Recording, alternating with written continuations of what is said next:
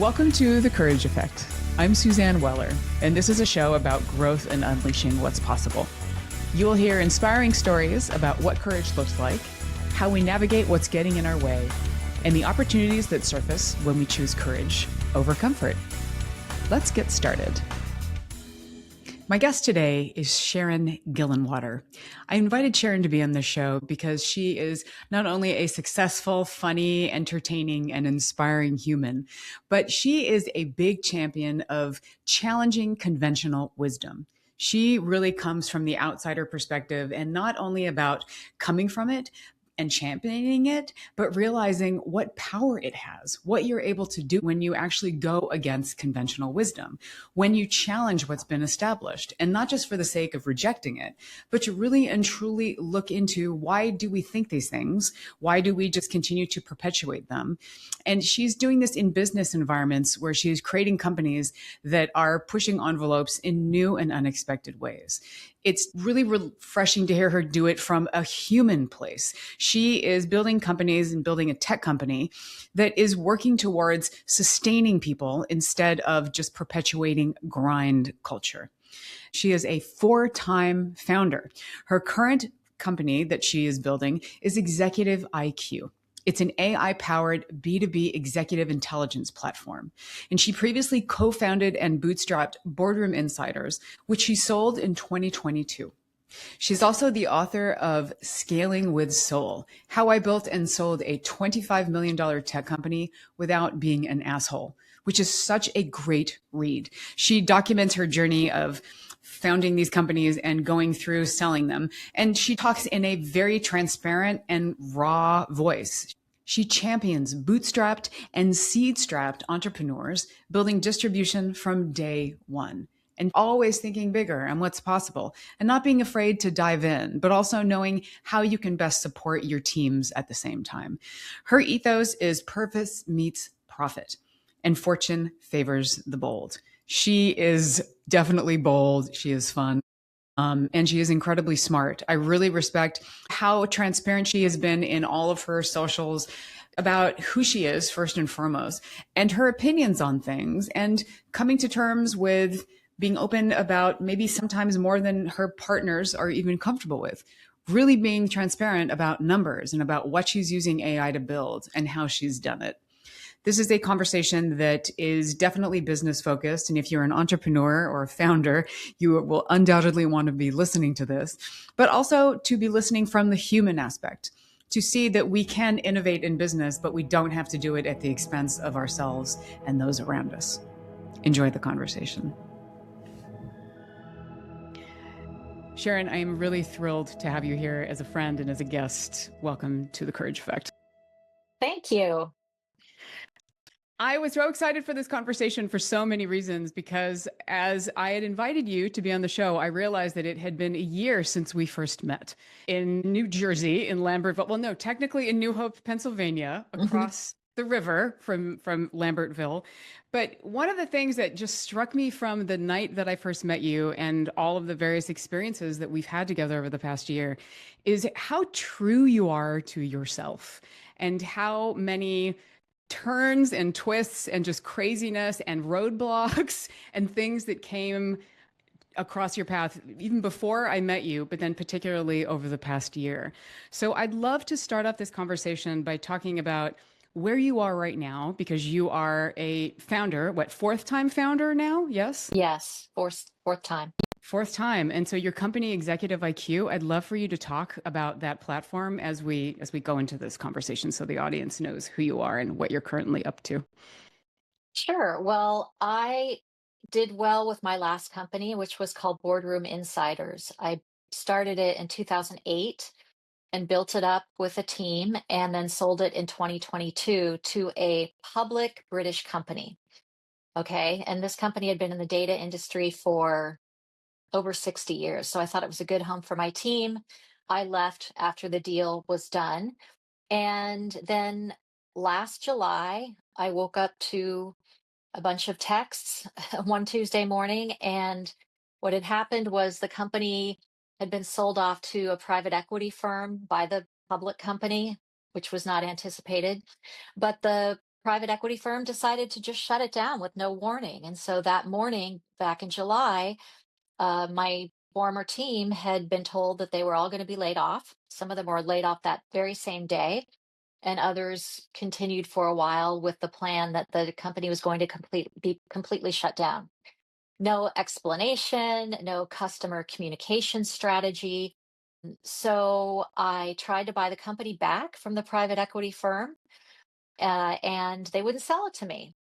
And I thought that would be the end of the story, but I started being contacted by customers, by employees that made it clear that there was still a market for this company, Boardroom Insiders. But we had to restart it, and we had to create a brand new brand, which is now Executive IQ. We had to build a new product from scratch, which was actually an opportunity because there was no AI in the previous product. And so I decided to go for it. I decided to go for it with some of my former team now as co-founders. I wouldn't have done it otherwise because they're the ones that have been running the business for the last 4 years. And so we officially started the beginning of October. We had our first customer in the product late February, and we're just going. I mean, we're already changing and improving the product because things move so fast in the world of AI. And I haven't said what it does, but it's basically an executive engagement platform for go-to-market teams. So it's meant for business to business sales and marketing teams that are really trying to penetrate the C-suite and executive suite because their deals are so huge that they typically need approval and influence from senior leaders. And that's a completely different sales conversation than you might have with someone further down the executive chain.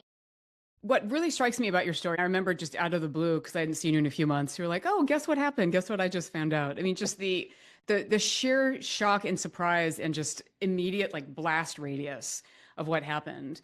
And what I also wanted to ask you was you had heard from clients or that who were then former clients because the platform was basically gone or had gone dark. Right. They wanted it back. I'm trying to remember what were the things that really brought you around to deciding to rebuild. Uh, well, it was talking to the folks that still worked there about the state of the business. Yeah. It was really the customer outreach. I'm on TikTok, and you don't really know who's following you on TikTok. People have these generic usernames for the most part. And I got messaged through TikTok because I did make a TikTok about it that really kind of blew things up. It was like throwing a bomb into everything. And I heard from customers through TikTok. They're saying, Sharon, I'm so and so from X company. We can't believe this is happening. If you rebuild it, we'll support you. We would love to have it back.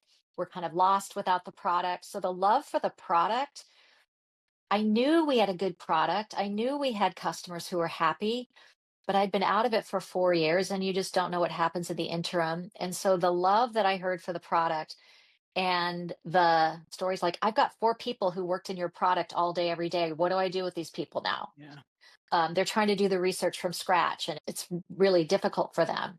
So there was an emotional pull because I had a connection to the team, to the product, to the customers, but there was also just a really solid business case for doing this. And the conventional wisdom, I mean, I'm always so skeptical about conventional wisdom. It's so often wrong. I can cite many instances when it's wrong, but it was really wrong in this case because even in response to my TikTok, a lot of the people who commented said, there's no need for a product like this anymore. You can just get this out of AI in 2 seconds. Well, I'm here to tell you, after spending months building this product, the AI is not as good as you think it is. We have very seasoned technologists working on this. And the biggest surprise to us has been actually how much human effort you have to put into getting these records customer ready. And I'm talking about ready to be handed off to a CEO of a Fortune 500 company. Mm. That's one of the use cases of our product. These are being given to the C-suite at very big public companies to prep for meetings, and it can't be wrong. It can't hallucinate. embarrass you. So to get our records into those states, it takes human effort. And so that conventional wisdom was just completely wrong. And I had a very influential person in the industry who actually told me that she thought there wasn't room for the product anymore. Not a customer, but Mm. actually someone who was kind of turning out to be a quasi competitor. Um, there was some stuff going on behind the scenes that I found out later, but she said, it's really sad, but I don't think that there's a need for this. Companies are using AI to record every conversation, every email, everything, and they're just rolling it all up into like, here are the next steps for this account based on all of this data we have on all of our thousands of touch points a year with Bank of America. Say these are the next actions for this account. But even if you think about it, it's not capturing a conversation on the golf course. It's not capturing a cell phone conversation between two C-suite executives or SVPs or what have you. And that's where a lot of this stuff really gets pushed across the finish line. You know that. I know that.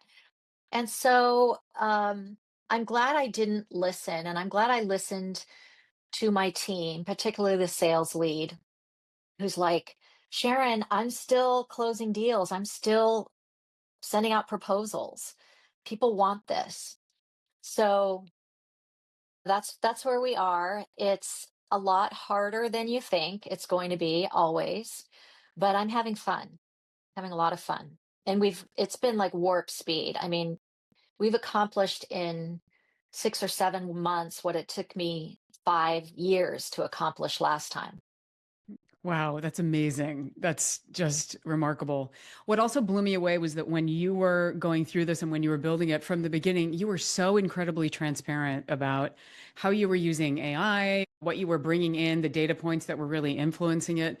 I'm curious for you, any regrets on that front or anything that you would have done differently? No, that doesn't mean there wasn't blowback and Sure. repercussions. There were for sure. In fact, and this is probably another level of transparency that I'll be criticized for, but even people in my corner, so to speak, I have advisors, I have a team, I have an angel investor. They're like, maybe you shouldn't put that out there. Um, Someone on your team might be worried when they see that. But I don't know any other way to be. And people who might see a bit of information and be concerned, let's talk about it. Let's talk about it because it's an education opportunity for people on the team who may have not been in the trenches with this level of transparency before. When I was running the company before, it was me and a co-founder who's now an advisor of the new company. And we talked a lot about a lot of things with just the two of us. And then we had another group of leaders who we talked about stuff with at a different level of detail. And then, it's on a need to know basis all the way down. And we were pretty transparent overall as a company, but you do not want to scare people. You don't want to make people concerned. Are they going to have a job next year? There's a bug in the product, or we've hit a wall with something on it from a development standpoint. We have a small team, so everybody knows, like, there's no place to hide from it. So you just have to have a conversation. And I think what's helpful when you're a very seasoned founder now working with some people who haven't really been founders before is to tell stories about how you've been here before multiple times. Finding out that maybe a technical resource isn't the right fit, and maybe we need to look for a new technical resource, and that's freaking people out. And you say, you know what? I've been here 3 times just with the old company. So being able to tell the story like, listen, this has happened before.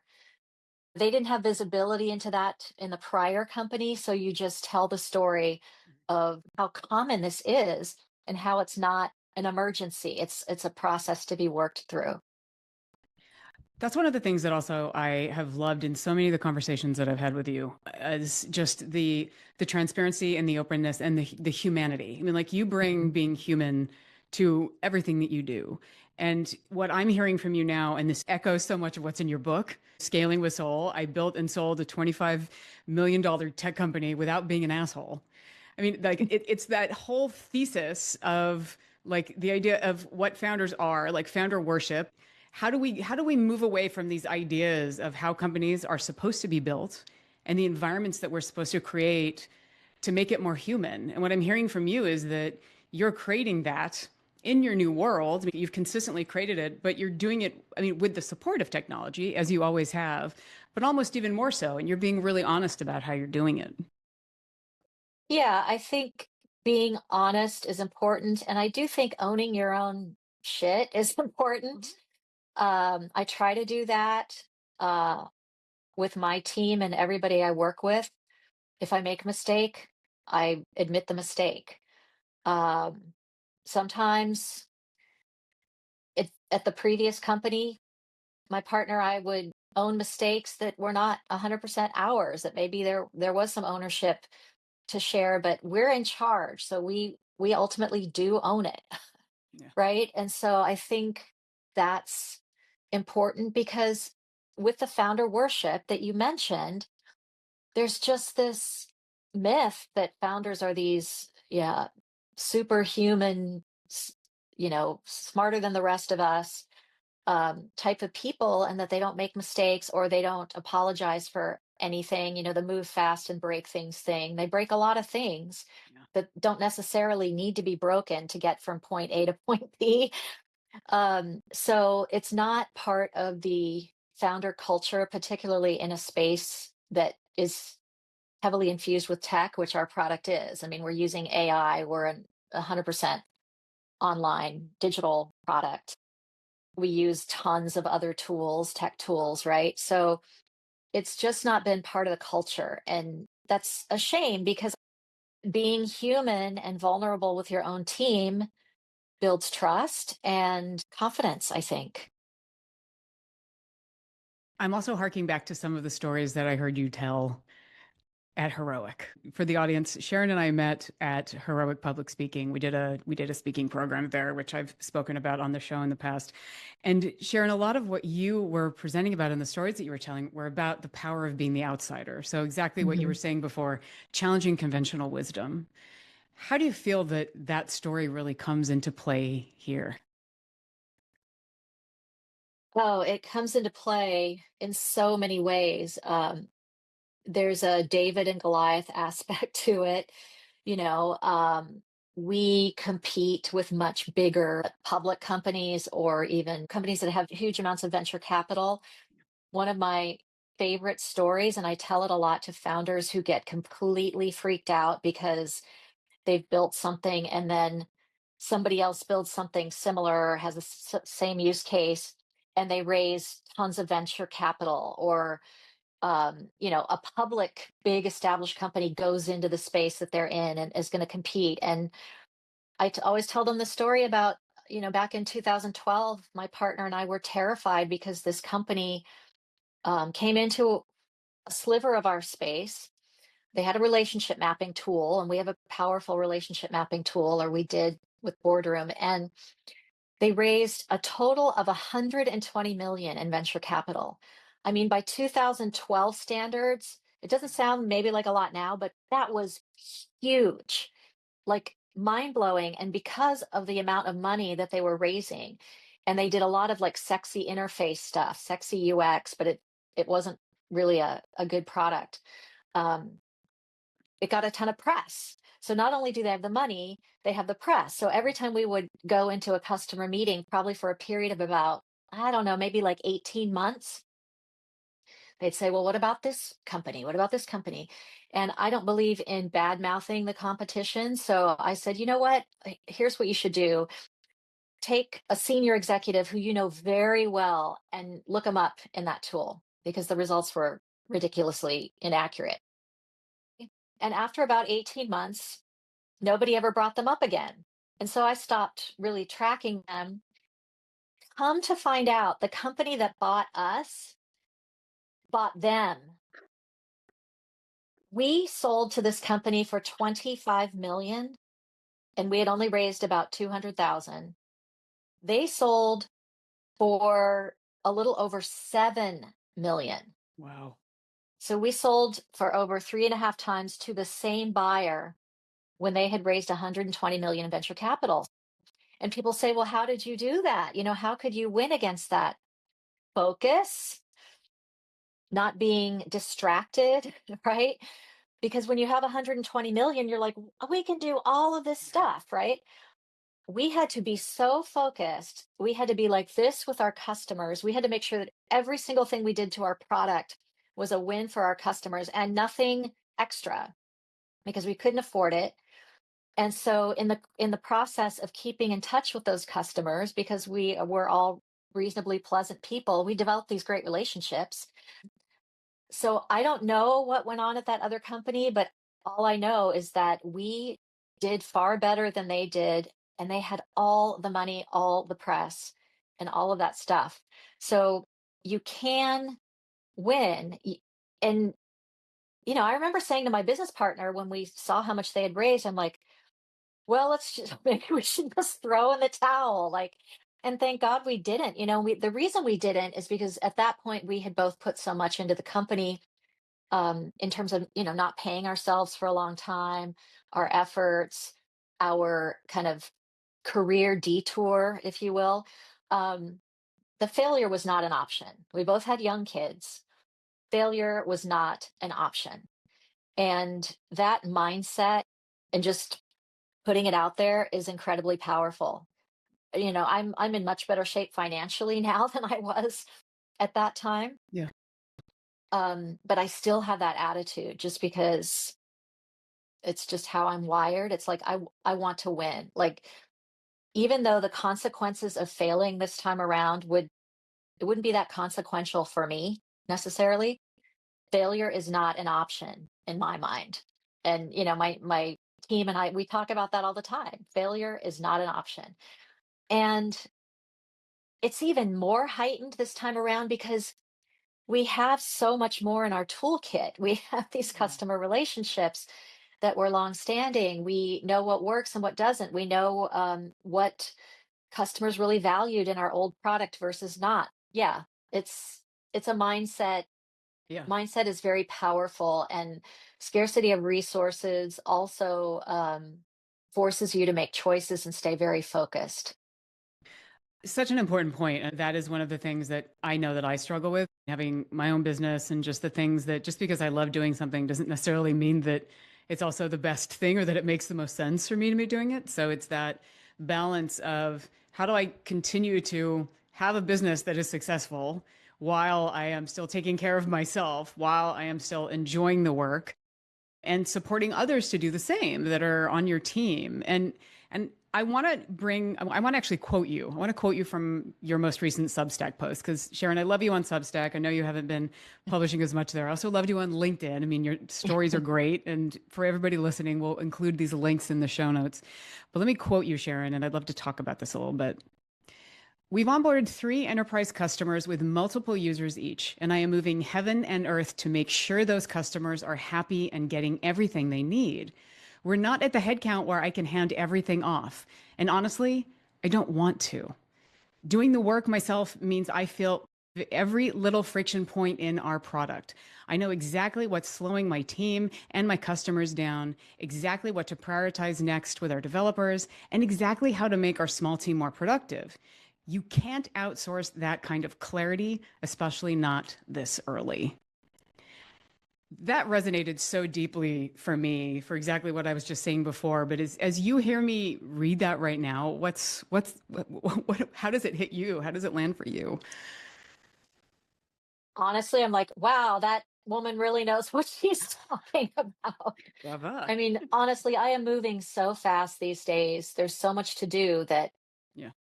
of course, I remember writing that, but I had kind of forgotten what was in there. And it's absolutely true because you have to really stand up to the conventional wisdom. That's an ongoing theme for me. And also the recognition that the whole founder worship, those are a different set of founders. Yeah. Those represent the 1%, maybe even less, the sliver that raises venture, builds real teams really big, goes public, or whatever they do.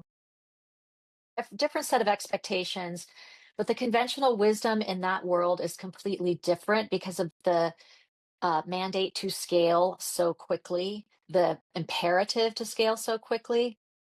And that's probably why a lot of things get broken because it's very difficult to do.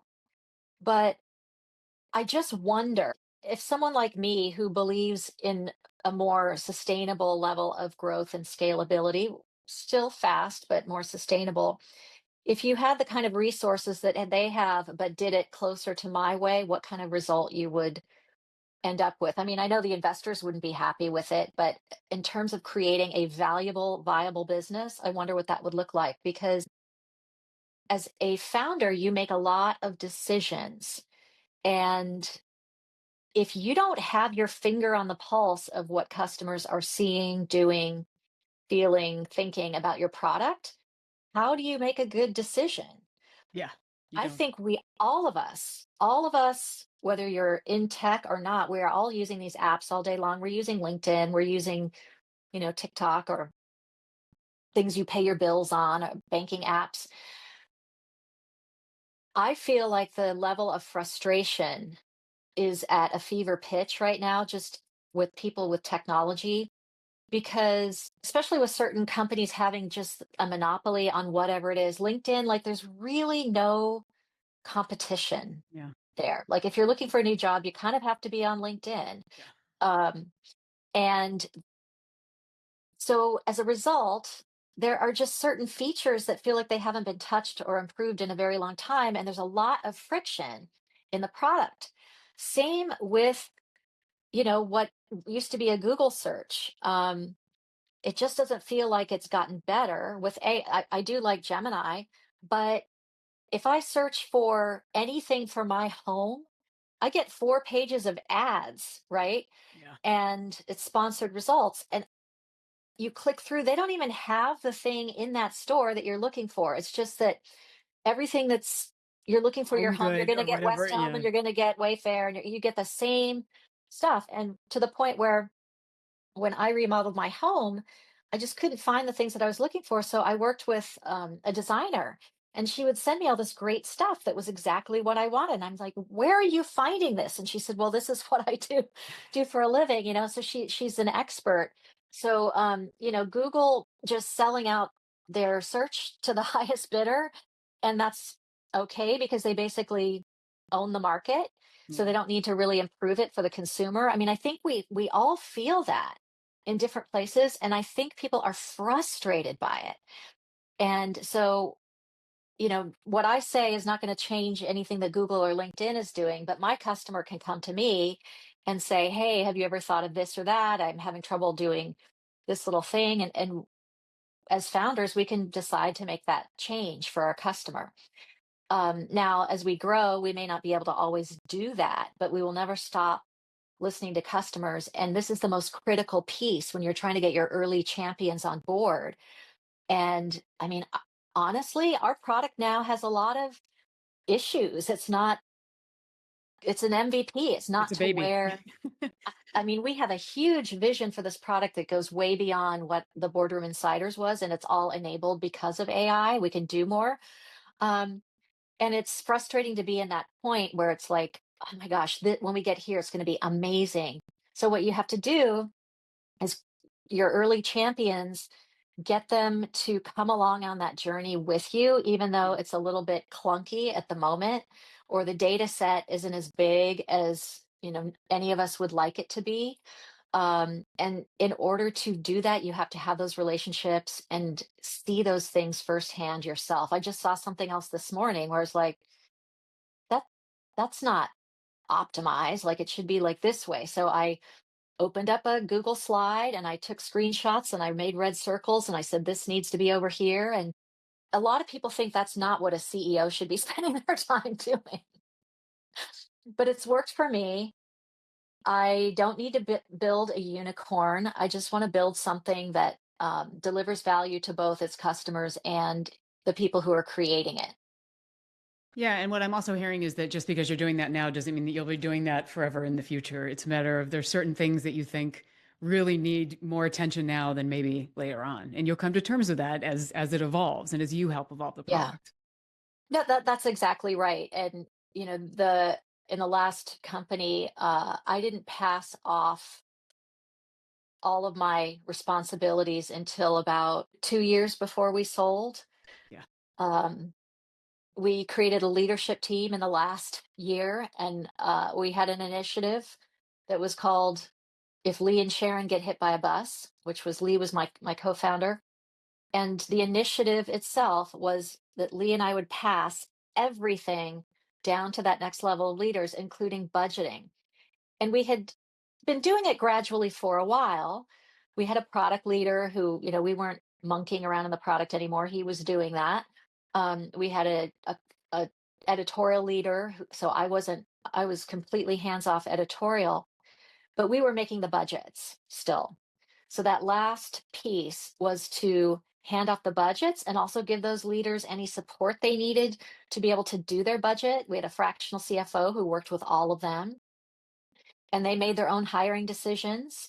And so uh, you will get to that point, and I'm sure it will be far faster than that last company. I mean, what AI has done and the fact that we've built a similar product before is just allowed us to build a company at an unprecedented level of speed.